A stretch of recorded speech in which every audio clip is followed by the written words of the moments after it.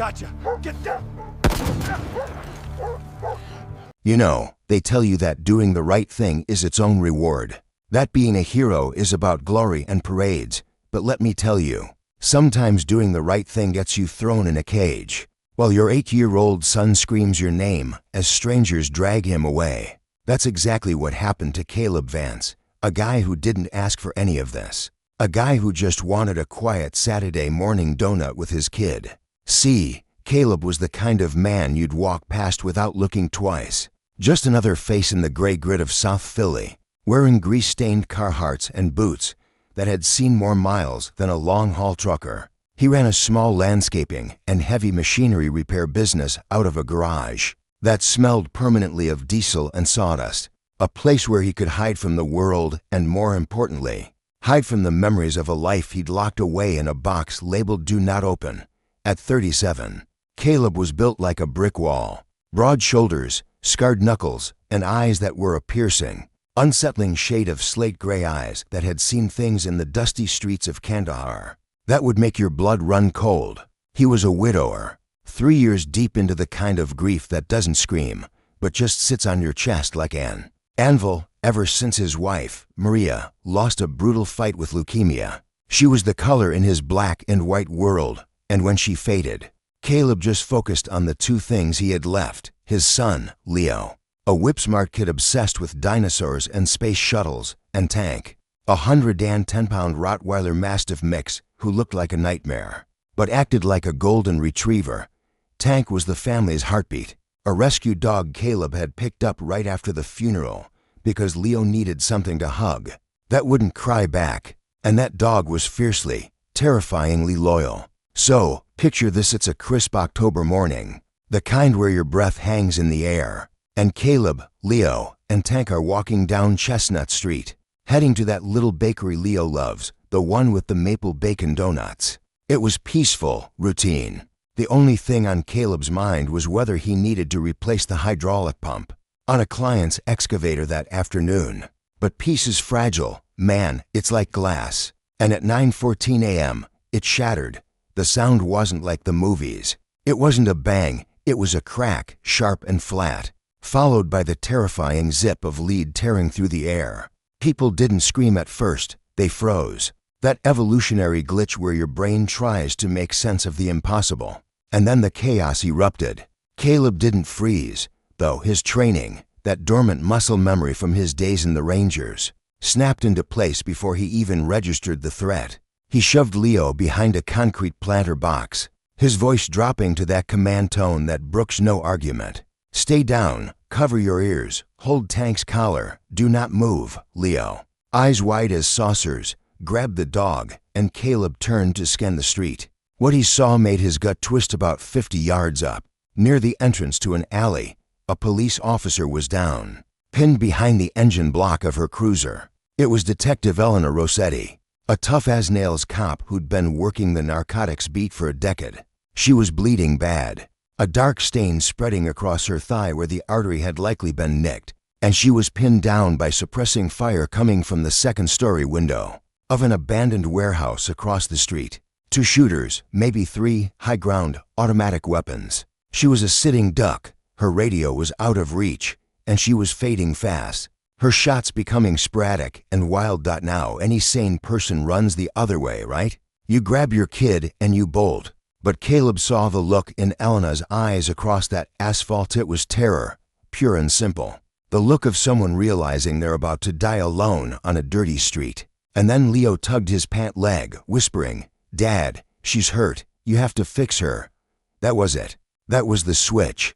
Caleb looked at the shop owner peering through the glass of the bakery, pointed at Leo, and yelled, "Lock the door. Keep him safe." Before launching himself into the open, he moved with a speed that defied his size, zigzagging through the parked cars. Tank, who had slipped his collar the second Caleb moved, running right beside him, a black blur of muscle and teeth. The shooters saw him, adjusted their aim, and bullets started chewing up the pavement around his boots, spitting concrete dust into the air. Tank, sensing the threat, didn't cower. He charged the building, barking with a ferocity that echoed off the brick walls. A primal, booming sound that actually made the shooters pause. Just for a second, confused by this four-legged demon rushing them, that second was all Caleb needed. He slid into cover behind the cruiser, grabbing Elena by her vest and dragging her deeper into the wheel well. "I got you," he grunted, ripping his belt off before he even fully stopped moving. "This is gonna hurt." He didn't ask permission. He just cranked that leather belt around her upper thigh, tightening it until the bleeding slowed to a trickle and Elena screamed through gritted teeth. Who are you?" She gasped, her face pale, sweat beading on her forehead. "Just a mechanic," Caleb muttered, checking her pupil dilation, checking for exit wounds. His hands moving with the steady precision of a combat medic. Tank was still out there, pacing the perimeter of the kill zone, keeping the shooters' heads down because every time one popped up, 110 pounds of fury launched at the window, making them flinch. Sirens were wailing in the distance now. The cavalry was coming. But the shooters knew their window was closing. They unleashed a hail of gunfire at the car, shattering the windows, glass raining down on Caleb and Elena. Caleb covered her body with his own, taking a piece of shrapnel to the shoulder, gritting his teeth, but not moving an inch.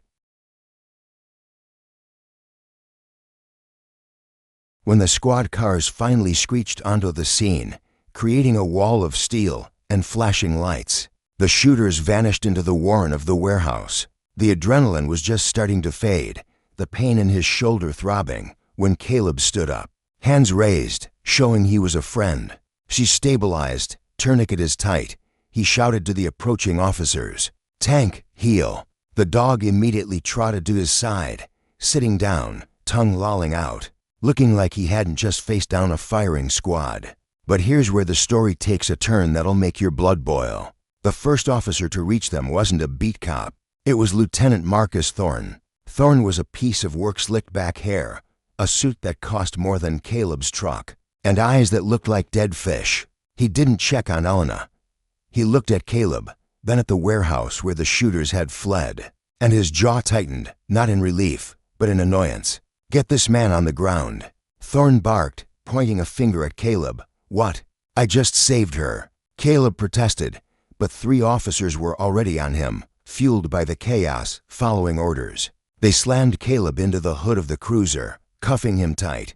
Tank growled, a low rumble in his chest, and an officer raised his weapon. "Don't you touch my dog." Caleb roared, struggling against the cuffs. "He's friendly, don't shoot him." "Animal control," Thorne sneered, holstering his weapon. "Get that beast out of here, and get this guy to the precinct." Suspect involved in the ambush, Elena, who was being loaded onto a gurney, tried to fight the paramedics. "No, Thorne, he helped me. He's the reason I'm alive." She screamed, but the morphine was kicking in, and her voice was weak. Thorne just leaned in close to her, smiling a smile that didn't reach his eyes. "You're in shock, detective.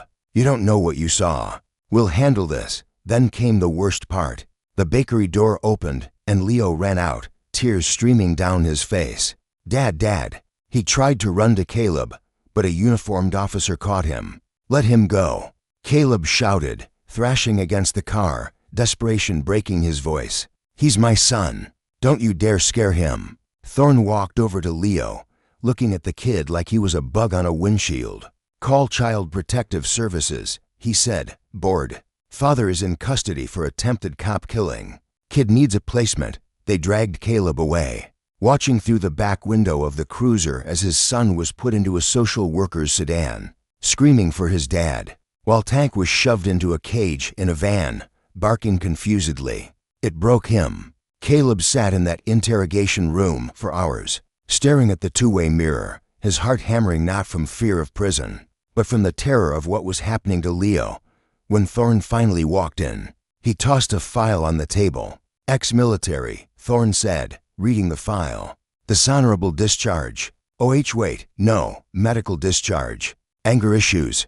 Trouble adjusting." Caleb stayed silent, his eyes burning holes into Thorne. "I know your type," Thorne continued, leaning in, smelling of expensive cologne and rot. "You missed the action. You wanted to play hero. Maybe you set this whole thing up.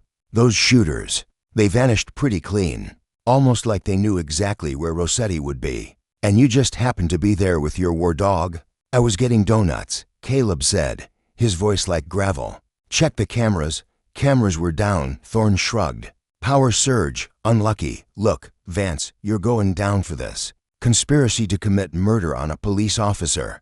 Unless you tell me who the shooters were. Maybe cut a deal. It didn't make sense. Why would a lieutenant try so hard to frame a random civilian? Unless the shooters weren't random. Unless Thorne didn't want them caught.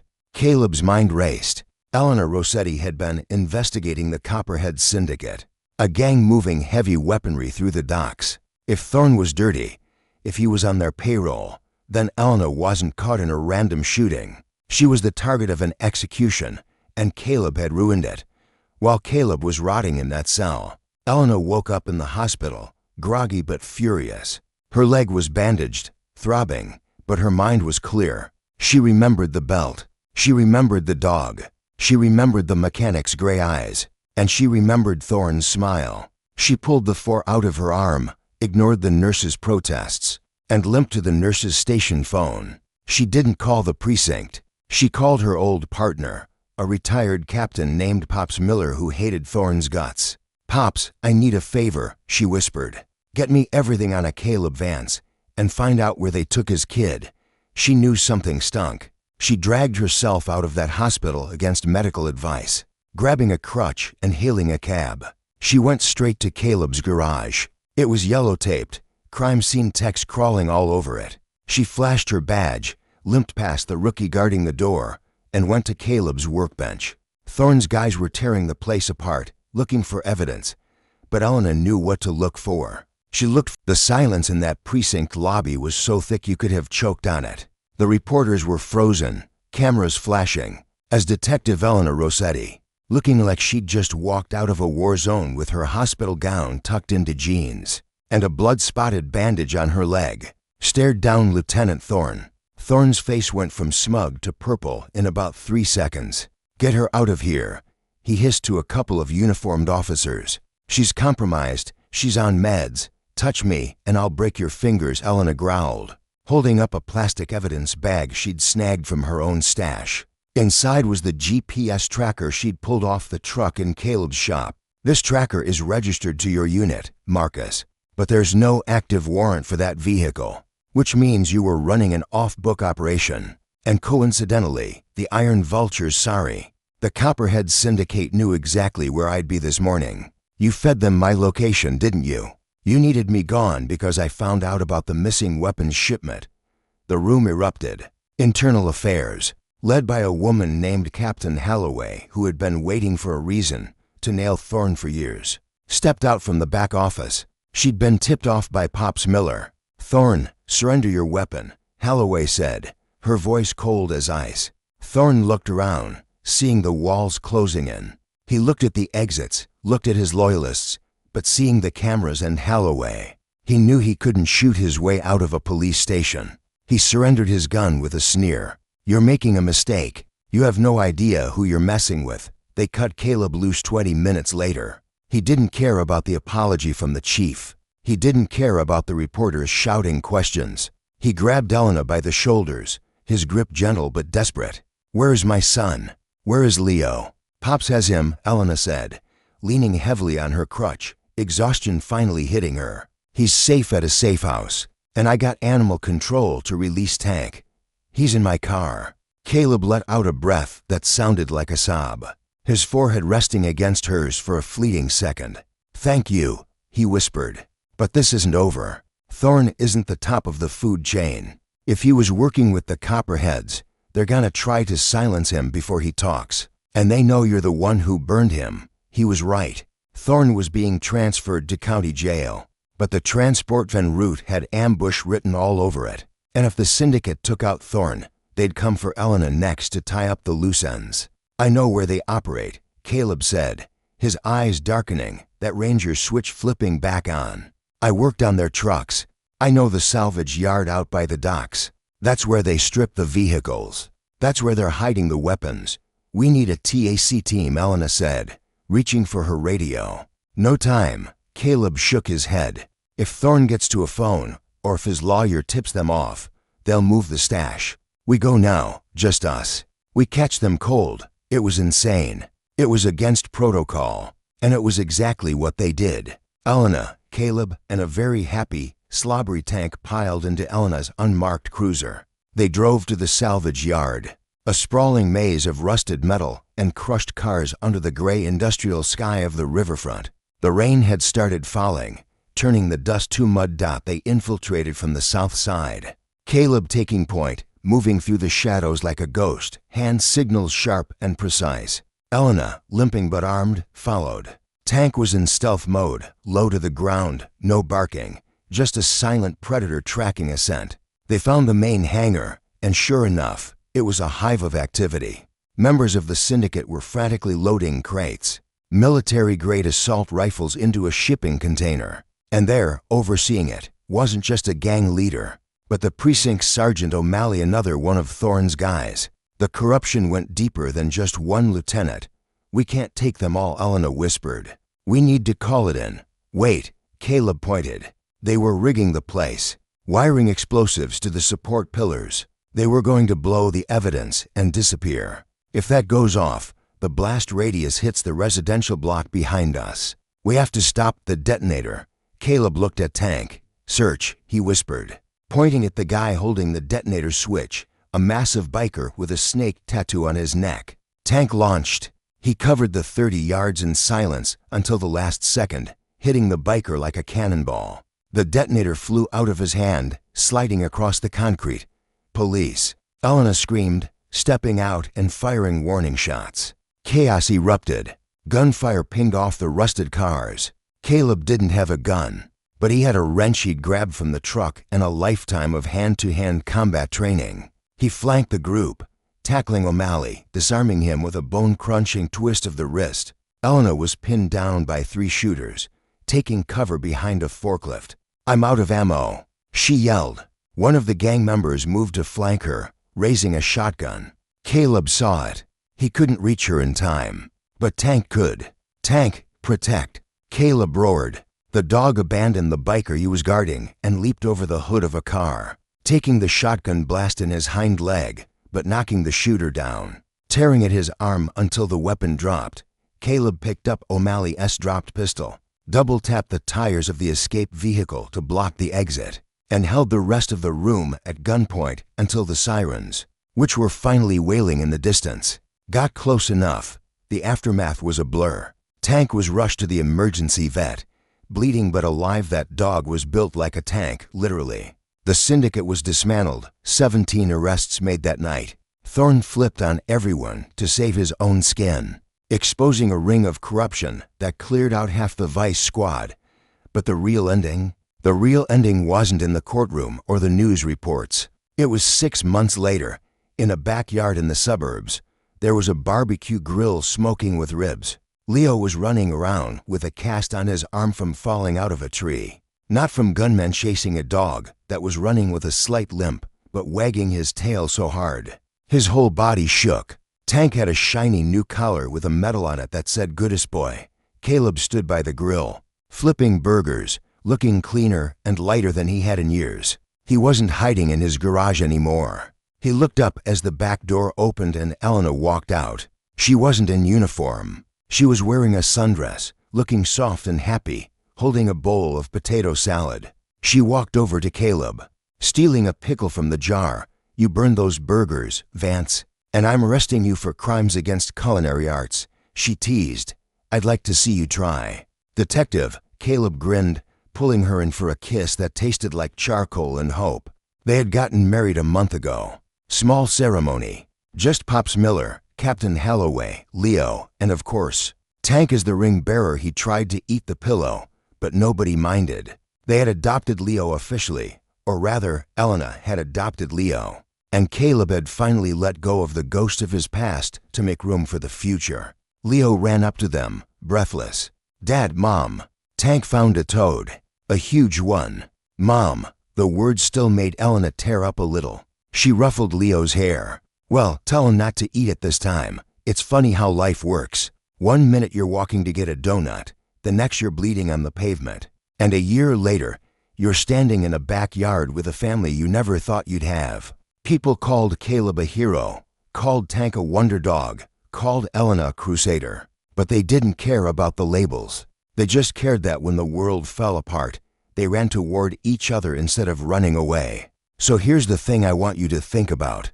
We live in a world where everyone is holding a camera, waiting to record a tragedy. But how many people are willing to drop the phone and jump in? When you see something wrong, when you see someone hurting, do you calculate the risk? Or do you act? Caleb Vance didn't have a badge. He didn't have backup. He just had a daughter sorry, a son watching him, and a sense of right and wrong that couldn't